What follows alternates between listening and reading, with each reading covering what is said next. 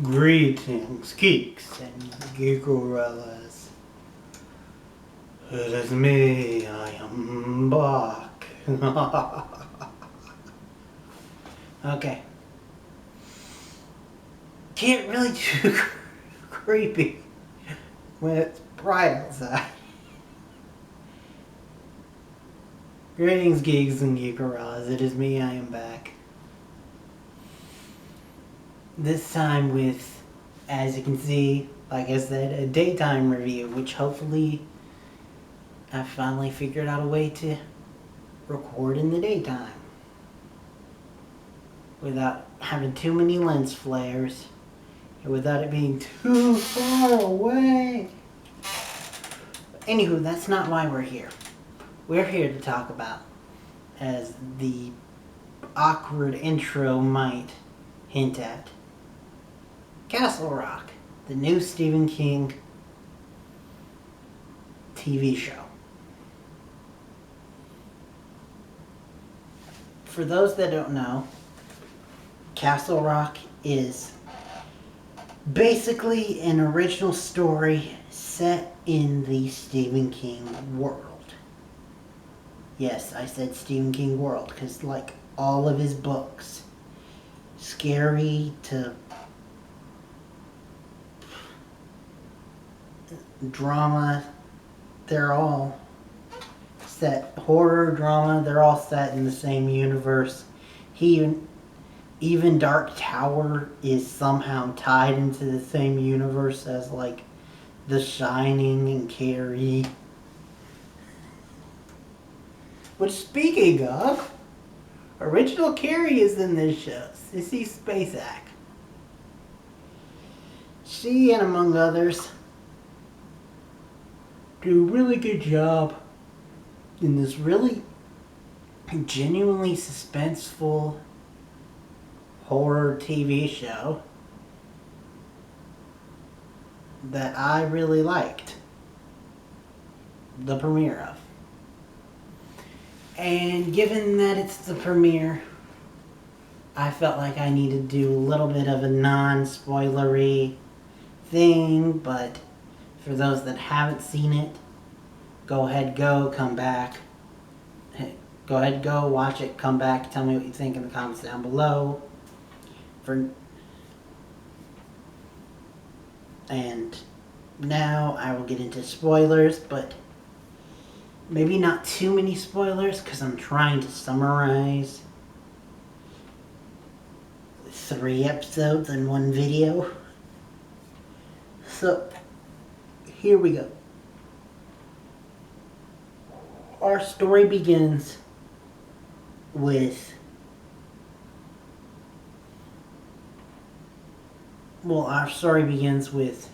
Carrie Quinn, John Locke.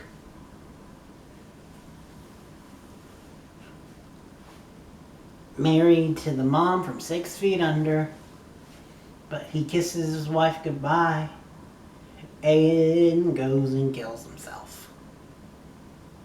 We find out that he was a warden at a prison, and not just any prison, the Shawshank prison. Which, if you even have a tertiary knowledge of that prison, oh my god. Everyone there sucks. Well, except for one guy. A prison guard who's kind of like a unicorn. He's a good guy who works at Shawshank. He's played by, I forget the actor's name, and I honestly forget the character's name. For the purposes of this video, I'm going to call him Mikey because that's what he's most famous for, at least in live action. And that was playing a character named Mikey on Shameless. So, and that's a lot better than calling him by his other character name that he's most known for, which is Toad.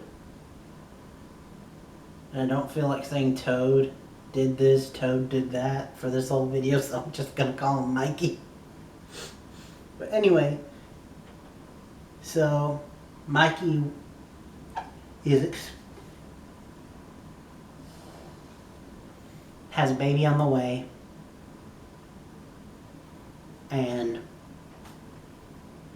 but is a good guy. So when Bill Skarsgård, which I can rightfully call him that, because spoilers, because we're in the spoilers there, his character doesn't get a name.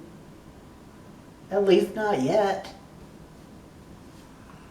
So, sorry. Early morning, I had to do some stuff, which is partly why I didn't record last night. I recorded this video last night. But anyway, so Bill Skarsgård shows up. Mikey finds him in this old abandoned section of the prison when the new warden comes in and says, "Why the hell is this place not being used?" We find out why it's not being used. It's holding Bill Skarsgård, who even without the it makeup looks like a scary mother. So, sorry, I don't know what's going on. So they find Bill. He doesn't say much, but they do finally get him to say one thing: the name of the lawyer, Henry something. I remember his first name. I don't remember his last name or his middle name. I think it's Michael or something. So, anyway, we cut to this lawyer, and we find out that he's a lawyer who mainly takes on death row cases. His latest case is the case of an old woman, like 80s, 70s, 80s. She's on trial for killing her husband, even though, as he explains, she shouldn't.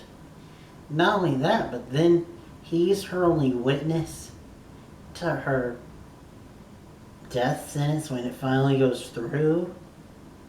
And it doesn't go through.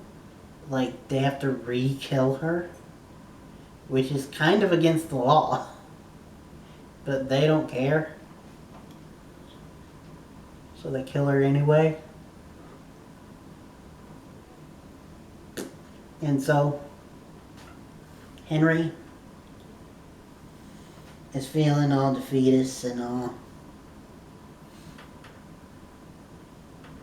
And then he gets a phone call. It's from Mikey. The prison doesn't want to acknowledge that the bill exists because that would mean a lot of bad press and implications on the previous warden.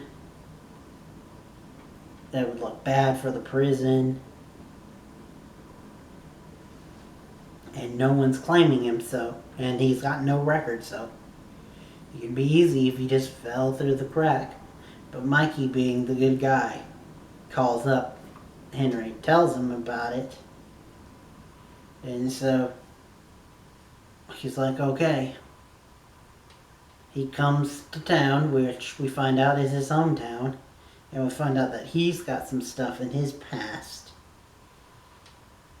where people think that he killed his father. I'd go into more detail, but that would make this video too long. Then episode 2 rolls around and we meet 2 new characters. One we kind of met but really didn't get to know her name or story till the next episodes, and that is Molly, the resident psychic for this show, who definitely most likely has The Shining. She's admitted to having psychic powers, so I think it's pretty clear that she has The Shine.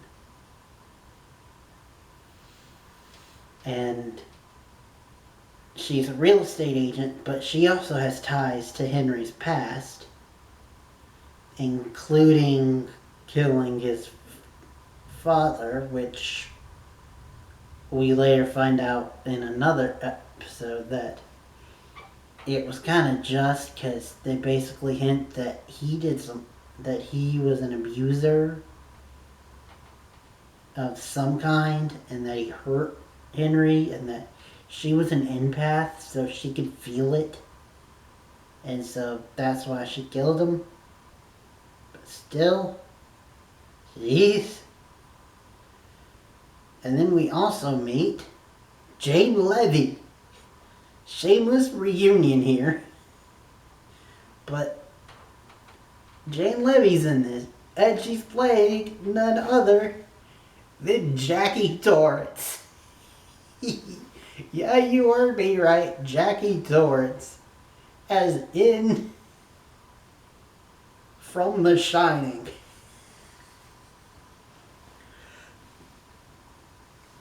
There are a lot of Easter eggs in the show and a lot of connecting universes, but I think that is the biggest one so far.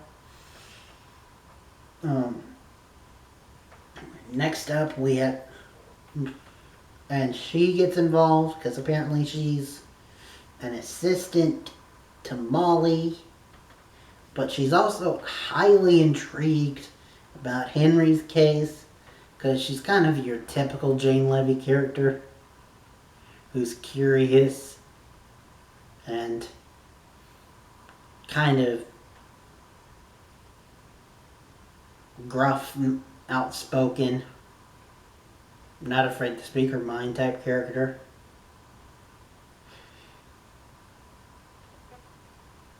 But anyway, so she gets involved, but for the time being, she doesn't do much except for question Henry and help Molly here and there.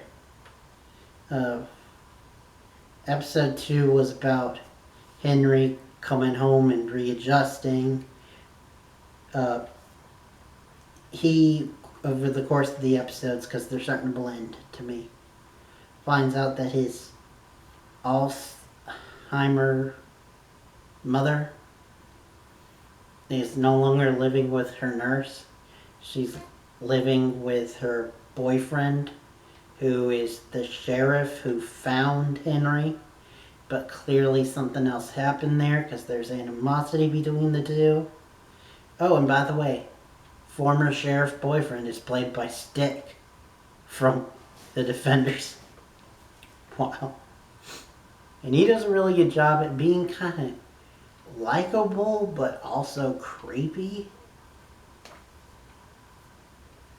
And then, as things go along, episode 3 comes and we get more of Molly's story. She's, as most people from The Shining, most people who have the shine do, is self-medicating. Except for she's using, I believe it, Oxycontin. And she's getting it from a high schooler who looks an awful lot like Bobby Burns. Internet guy. If you don't know him, look him up. But anyway, so, she then runs out because she runs into Henry, and apparently even after all these years, Henry is like an amplifier of the shine to her. And they're connected, which their connection is kind of destructive, but I also kind of ship it. But anyway, so she goes looking in the sticks for more Oxycontin because her dealer doesn't have it. She ends up being arrested by the police.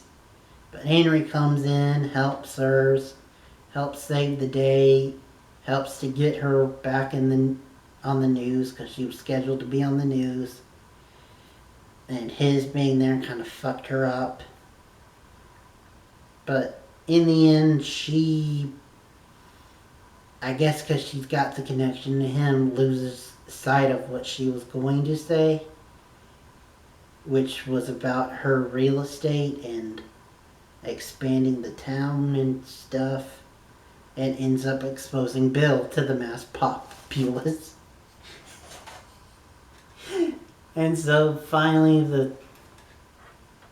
the prison's like, shit, we need to do it now. And so we actually get to see Henry and Bill together finally. And he's like, don't you dare say your name. We can...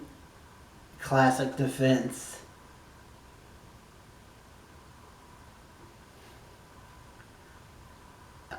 They don't know your name, so they can't charge you with anything. You're a ghost.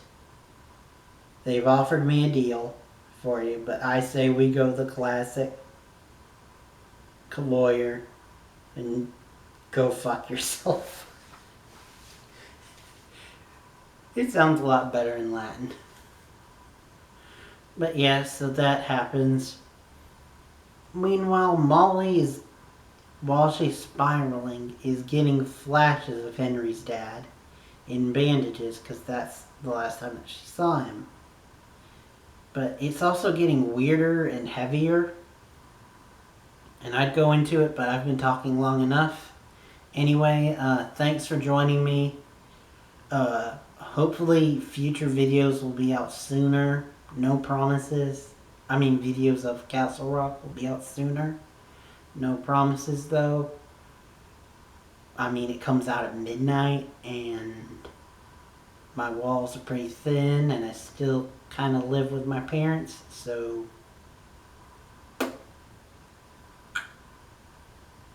Anywho. Also, they'll be more coherent, because I'll be telling a single episode. But also, for those of you curious, this does not mean the end of Reverie. I'm still covering it till the end. We've got 3 episodes to go. First of the 3 is tonight. And hopefully I will see you back for that.